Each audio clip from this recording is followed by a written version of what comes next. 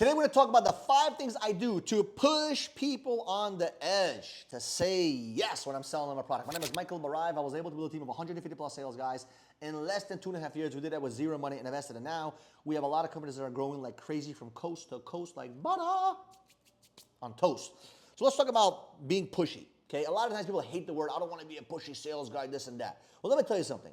In order to become a successful salesperson, you have to understand that being persistent, okay, and being able to nudge the customer a little bit is necessary to get the deal, okay? And I'm gonna tell you the 5 things that I do to help people say yes, okay? It might sound a little crazy, it might sound a little unorthodox, but these are the 5 things that I do to help customers say yes, okay? Number 1, I ask questions in different forms, in different angles, and sometimes it sounds like I'm being a parrot, but I'm really not. So I might ask a question like, you know, Mr. Customer, let me ask you a question. When was the last time you looked into buying a car? Right? And they might say, oh, 2 years ago. Okay, but I'm not interested, da, da, da, da, da.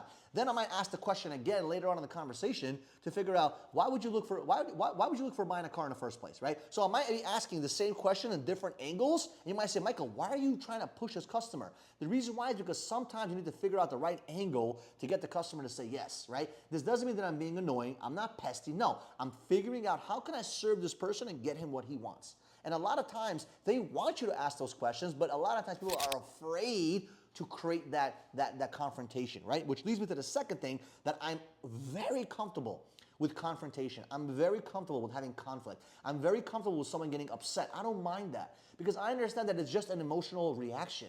If I press the right buttons in a customer, they're gonna get really upset that they don't have the product in their hands, and I'm okay with that. It's really okay with that because I know that they're unhappy, not because I push them, they're unhappy because they don't have the product in their hands.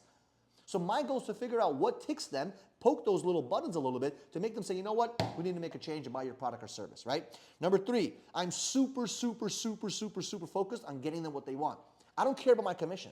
I'm so focused on, okay, how can I get this person what he wants? So by doing so, you end up being a little bit pushy, a little bit persistent, so to say, right? And you're doing it in a way that's healthy, not arrogant, not disrespectful, not annoying, but in a healthy, persistent way. Number 4, when they say no, I don't get discouraged easily. They say no, no, no, no. I keep trying different angles. Sometimes I'm like, you know what, Mr. Customer, no problem. You're not gonna buy the product, I'm okay, I'm gonna leave. I walk to the door, touch the door, and I said, let me ask you a question, Mr. Customer. Just curious, why did you say no to me? Was it the product? Was it the company? Was it me?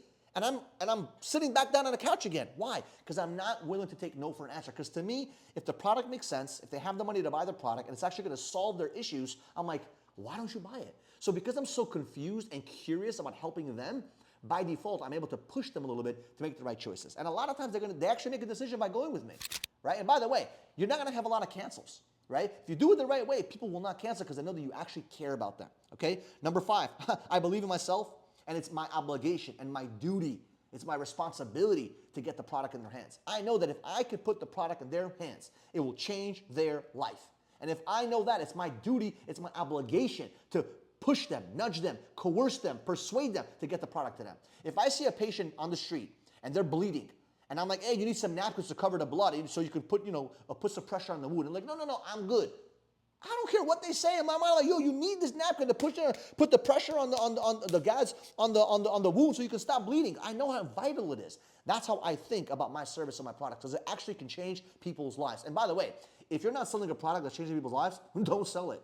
If you're not selling a product that can actually help them get closer to their dreams and their goals, why are you selling that product? You have to be so convinced, so sold on your product and your service and on yourself and on your company that you know for a fact that when you come in contact with another person and you make a decision to sell them that product, it will change their life. And if you can't say that, you're selling the wrong shit. That's the mindset, right? Number 6, the reason why I'm able to push people on the edge a little bit is because I'm okay with people feeling discomfort now, feeling a little bit uncomfortable today, but loving me later on. There's been so many instances where people say, oh, you're so pushy, you're so this, you're so that. They still buy the product. 2 weeks later, Michael, thank you so much for pushing me.